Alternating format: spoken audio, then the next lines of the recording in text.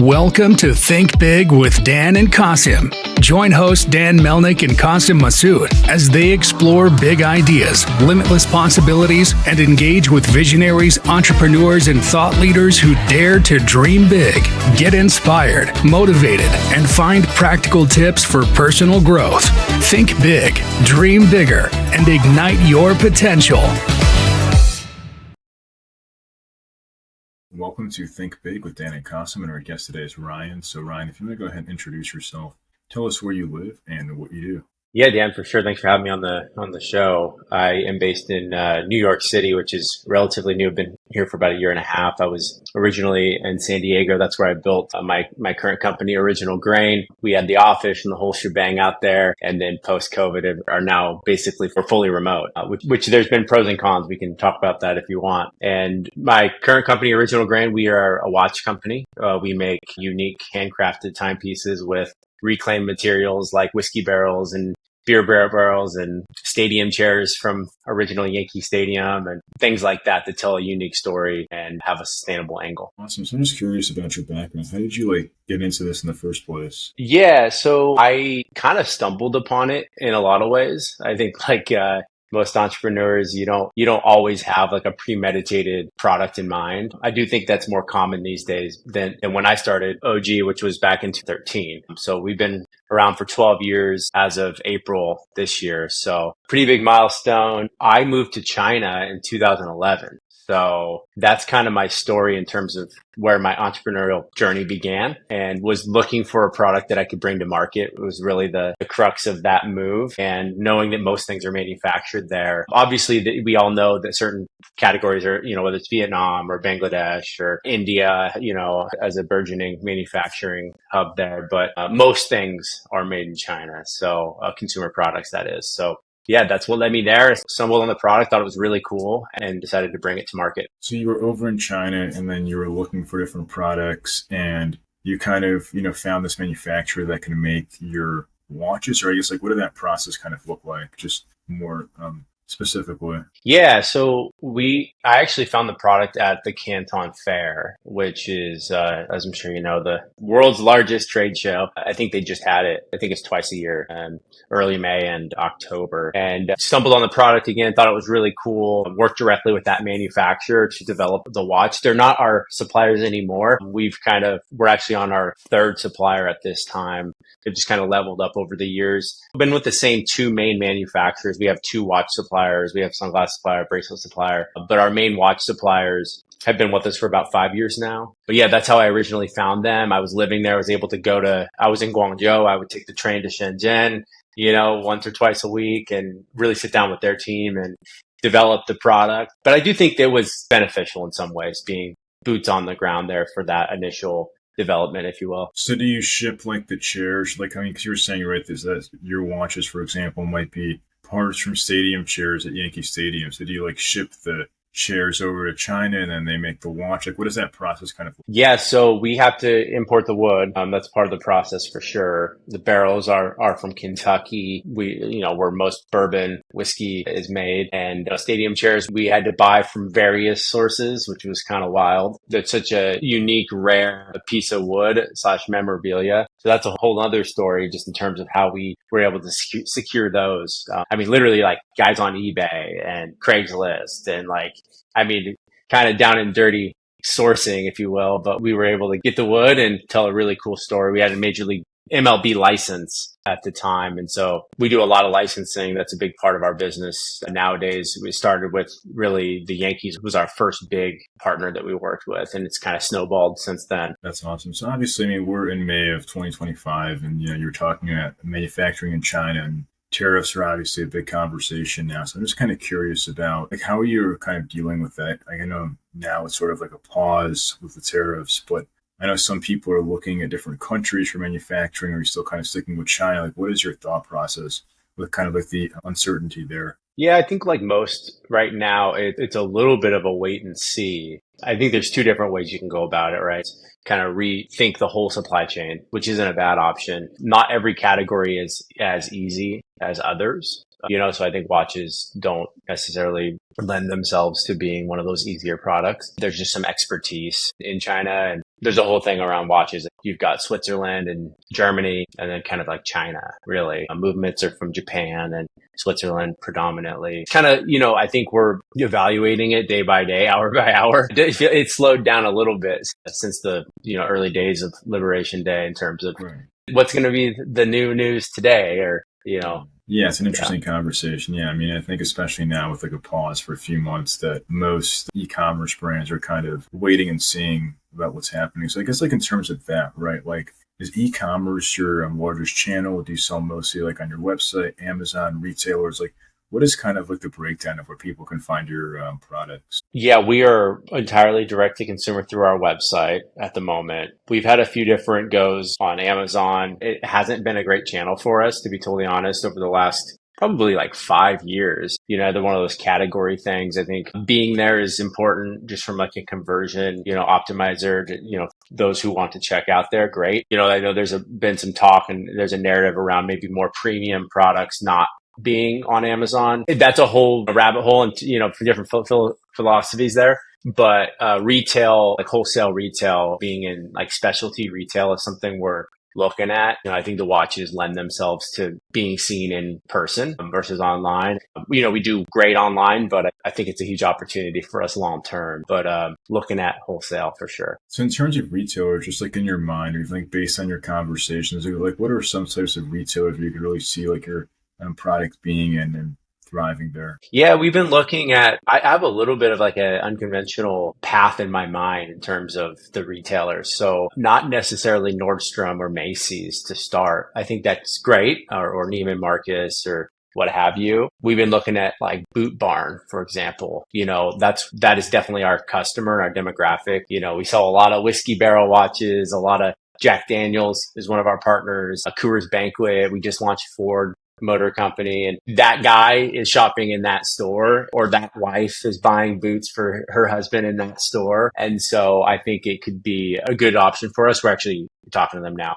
I was even thinking about like an REI, right? Or like a Bass Pro Shops, right? You wouldn't necessarily look for like more jewelry type product in there, or fashion accessories. We don't really like to consider ourselves too much of a fashion accessory, although we probably are. But how can we be in the places where our customers are at, regardless of the type of store? And so that's kind of where my head's been at around, Father's Day and Christmas, and having really beautiful displays and kind of meeting our customers where they're at. So is that kind of like your typical customers that like, people who like the outdoor activities, people like I live in Texas, people maybe who like I'm living in Texas or in the South, like what does that breakdown kind of look like for you? Yeah, I think it's definitely like you're more like blue collar guy, who like a more normal job, kind of middle states. I think I don't want to say like your average guy, but it's just guy who wants to, dress up on the weekend. And, one thing we always think about too, it's okay if they're wearing their Apple Watch or their Garmin or whatever watch,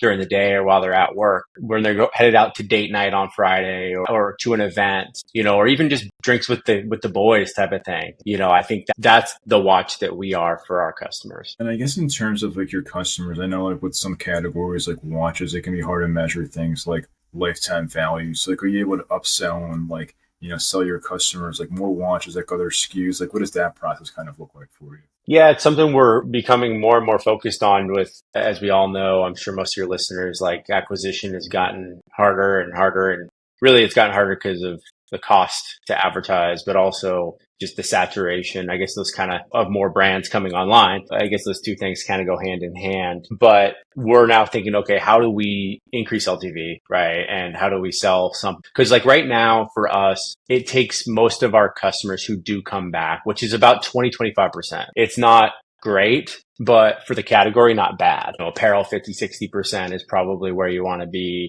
maybe a little higher if you can. Consumable products, beauty, or, CPG, right? That makes sense. Two thoughts on that. A, we have the luxury of being first order profitable while having a pretty high CPA, right? Like our CAC can be $150 AOV's 300. We can make money on that, right? Still obviously want it to be lower than that most of the time, but like we can spend up to that, like a 2 ROAS, and be okay on that acquisition. And then it can get more efficient during Father's Day and Christmas and that whole deal, right? Well, a lot of times we are filling the funnel, right? Big gifting moments. But anyway, to answer your question, yes, LTV is something that, my head of marketing, Nate, and I talk a lot about. Is just like, we need people to come back sooner and buy again, ideally within 90, 120 days, even if that's for something, between 50 and $100. And so now we're like, okay, what do we branch out? We have sunglasses, we have wedding bands, we have other watch adjacent products like watch boxes. We've got actually a really cool idea.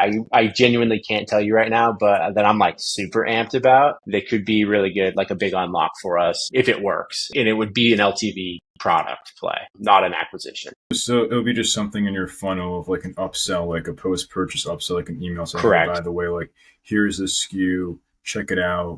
What do you think of this product? Okay, well, yeah, and like it's in and around some of our materials that we sell a lot, and that affinity. So I think if we can start to tap into that with other products that, in theory, they should be interested in, this is also something that they would buy more than once. So yes, post purchase, hey, come back, because now it's like the acquisition is happening. We'll probably sell 100,000 watches this year. So it's like, or maybe probably more than that, but how do we start to tap into that more and more? And at scale, it starts to really add up. I know it's important day one, but you start to see that lever of like, wow, like, if we can get 30, 40,000 people to come back, that's a significant number, 50 or $100. And then I guess in terms of channels, like, do you mostly use Meta? Do you use Google, TikTok? Like, what's kind of really like, Predominantly Meta from a channel perspective. Another conversation that we have a lot is just the diversification of our marketing, and is it something we should be doing? And yes, probably. But at the same time, it's like, a lot of the guys on that we all probably follow, whether it's like the Operators Podcast Marketing, those guys, like, they talk a lot about this. When you're sub 50 million, or probably even a little bigger than that, being still 80, 90% Meta isn't abnormal. And so, we are looking at YouTube. I think it's a great top of funnel. We are spending there. TikTok has not worked for us. Right. We've tried, and gosh, I really wish it would. Really wish it, set up on TikTok shop. I mean, we got everything, we're everywhere, but we're spending the majority of our dollars on Meta. Right. Yeah. I don't think that your customers probably on TikTok. I mean, it just doesn't seem like they're spending too much. I mean, it's possible, but probably not to like as large of an extent. It's not a big impulse buy. Like, we've been polling our customers post-purchase survey about how long has it been since they heard of us. And it's funny, there's like 20% or something like that. I might be botching the numbers here, but I think it's like 20% is like that day. It's like, I'm like, wow, like impulse buy, like $300. Like, you woke up today not thinking you were going to buy this watch, and you bought this watch. Okay. It's probably pretty normal. And then, but like the vast majority is more than a month ago. And a big chunk is like, I think it's almost a year ago.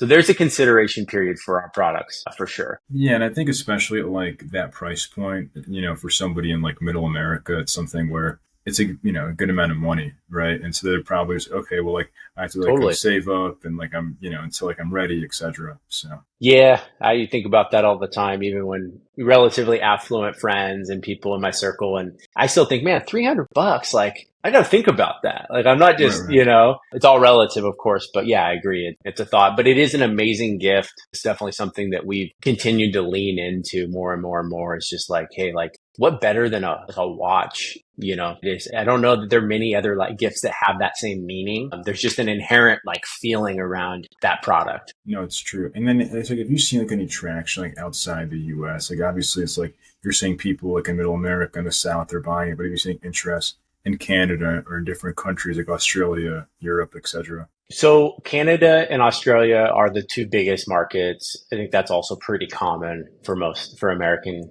brands, Canada being the most obvious, but we haven't really expanded that much. We're not really spending a lot. Probably an opportunity, like someone was telling us recently that they think like Germany and like the Netherlands could be a really good opportunity just for our type of product, like the wood, and like I think there's a couple brands over there who do something similar, not with reclaimed materials, but with like wood and like other natural materials that are doing well. So yeah, it's definitely something that is an opportunity. I think that and wholesale are the two big growth, multiple 8-figure growth opportunities for us. And then in terms of your goals, right? Like I guess like besides adding new products, new channels, like what else like are you focused on here in 2025? So I would say partnerships is still a huge part of our like continued focus, identifying and doing deals with other brands. So like I said, we just launched with Coors Banquet and Ford, a Grand Ole Opry. We're doing a collab with Realtree, a camo company in the fall. I have two more big ones next year lined up. And so with other like very like Americana, that's the thing we kind of figured out. Like we've done a lot of licensing. And then we were like, wait, what for our brand? Like we should probably just work with the like most American, biggest, historic, iconic, whatever adjective you want to use there, brands. And so that's a big focus for us and just, and getting better at that, how we design product and how do we launch it. And, I think that's a big focus for us. Sure. So if you could go back in time to before you started this company, what is like the one biggest piece of advice that you wish you knew? I mean, it takes time, no pun intended. Thing I've been thinking a lot about lately, probably for the last couple of years, is like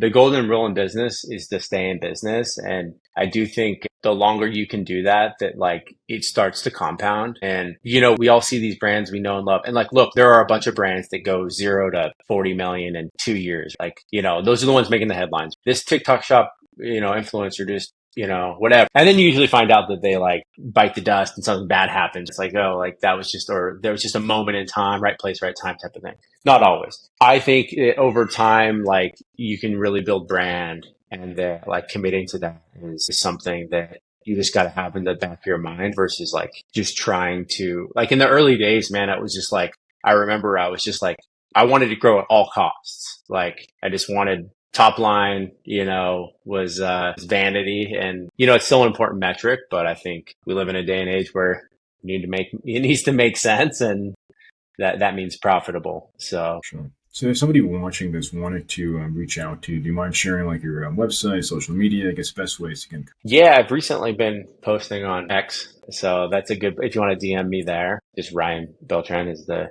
handle. And then, I think that's probably the easiest way, or on LinkedIn. I'm on both of those platforms a lot. So I think that's how we connected, Dan. Yeah, through LinkedIn. exactly. So Awesome. yeah. Well, Ryan, thanks so much for your time today. Yeah, appreciate it, Dan. Thanks.